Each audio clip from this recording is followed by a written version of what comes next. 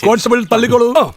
സാധാരണക്കാർക്ക് അവിടെ ചികിത്സയുണ്ട്, അവിടെ സ്പെഷ്യാലിറ്റി ചികിത്സയുണ്ട്, ആശുപത്രി സൗകര്യങ്ങൾ ഒരുപാട് മെച്ചപ്പെടുത്തപ്പെട്ടിട്ടുണ്ട്. കേരളത്തിന്റെ ചരിത്രത്തിൽ ഇത്രമാത്രം മെച്ചപ്പെട്ട ആരോഗ്യരംഗം മറ്റൊരു കാലത്തും ഉണ്ടായിട്ടില്ലെന്ന് ആരാ പറയുന്നത്? അത് വഴിയേ അറിഞ്ഞോളൂ. പക്ഷെ മാഷെ ശരിയാണ്. പക്ഷേ ഈ സർക്കാരിന്റെ കാലത്ത് മന്ത്രിമാരൊക്കെ നമ്മുടെ സർക്കാർ ആശുപത്രികളിൽ ചികിത്സ ഇടാൻ പോകുന്നുണ്ടോ? അതല്ല ഉദ്ദേശം.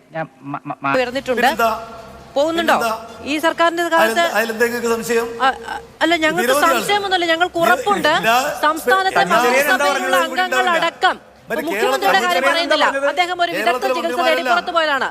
കേരളത്തിലെ എല്ലാ മന്ത്രിമാരും സർക്കാർ ആശുപത്രിയിലാണ് പോകുന്നത്. എന്റെ അടുത്ത് കണക്കടക്കമുണ്ട് മാഷെ, വെല്ലുവിളിക്കരുത്. ഇത് വടി കൊടുത്ത് അടി വാങ്ങുന്ന പരിപാടിയാണല്ലോ ബാബു.